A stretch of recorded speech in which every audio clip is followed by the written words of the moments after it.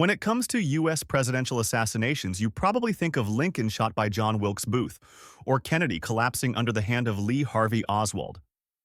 Those names became iconic, even symbols of tragic history. But did you know there was another guy who also took down a U.S. president, yet hardly anyone remembers him today? Yes, that was Charles J. Guiteau, a man both incompetent, delusional, and such a clown that his crime feels more like a dark comedy than a tragedy. Guiteau didn't kill Garfield for ideals politics or a grand vision of changing the world. No, he did it simply because he didn't get the job he wanted. That's right. You heard correctly. A total failure of a man buried in debt, convinced he was the president's benefactor, and when snubbed, decided, well, I guess God wants me to shoot him. And just like that, American history got a new chapter, equal parts tragic, absurd, and head-shakingly ridiculous. You'd wonder, wait, did I just hear about a presidential assassination or watch a sitcom? Charles Julius Guiteau was born in 1841 in Freeport, Illinois, a place no one would remember if not for this historical accident. From the start, life had no intention of favoring him. His mother suffered postpartum mental illness, then died when Charles was only 7. 3 out of his 5 siblings also followed her early. Talk about a tragic family plan. His father obsessed with religion and equally obsessed with the whip. He believed that if God couldn't fix his son, the rod would. Thus, Charles grew up in an environment where love was delivered by force. The result, he became desperately hungry for recognition, yet hypersensitive. Just one wrong word, and he'd react as if stabbed in the heart. Charles tried the proper path of education. As a teen, he moved to Ann Arbor, Michigan, dreaming of entering the University of Michigan. But life had other plans. He flunked the entrance exam badly. Concluding that education isn't for geniuses like me, Guiteau turned instead to the Oneida community in New York.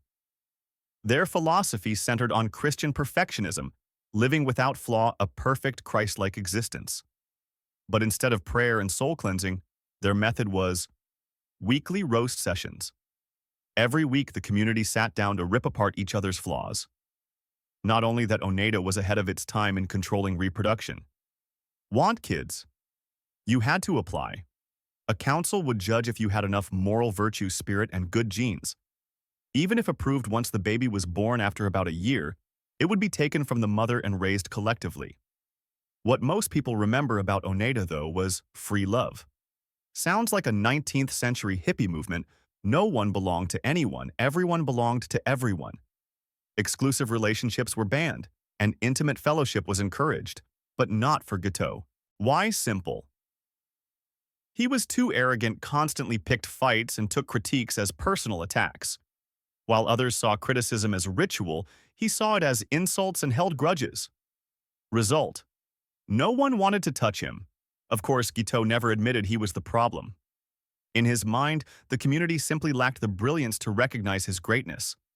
After half a decade of weekly scoldings and enforced celibacy, he finally left Oneida. But he didn't leave empty-handed. He carried a heart full of resentment and an ego twice the normal size. If Guiteau had YouTube, he'd probably be begging for subs. Since he didn't, I'll ask on his behalf, hit that subscribe button. Guiteau then set off on his quest for a place in society. Sounds grand, but in reality it was just a string of failed jobs, each with the same formula: hype himself up, perform terribly, fail miserably, blame the world. First stop lawyer. One tiny problem: he hated studying, knew nothing of the law, and had 0 clients except for small debt cases. Witnesses said Guiteau would march into court brimming with confidence, only to get demolished by judges and opponents because he didn't even know basic law. Failure didn't faze him. He pivoted to preacher. Guess what? No church wanted him. His sermons were arrogant, incoherent, and had nothing of God in them, just pure Guiteau ego. Then came journalism and writing. He penned a book about Oneida intending to expose the community. But it was full of typos, rambling nonsense, and worst of all, no one bought it. The printer almost sued him for not paying printing costs. His failures weren't limited to work. His love life was a disaster too. He did marry once to a woman named Annie Bunn, but the marriage quickly turned into a nightmare. Guiteau was jobless, broke, and arrogant. Annie was exhausted from supporting a nearly useless husband. The peak. When Annie sought divorce, Guiteau devised a brilliant plan to hire a prostitute to stage an adultery scandal, providing court evidence for his wife's case.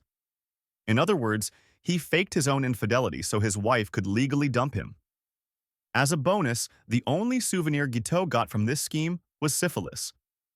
Yes, he walked away not with a happy family, but a lifelong STD. After failing in nearly every field, Guiteau turned to politics.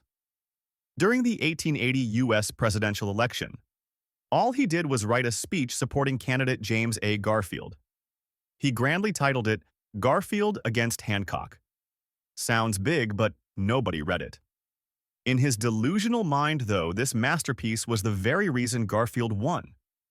From there, Guiteau spiraled into full-blown power fantasy.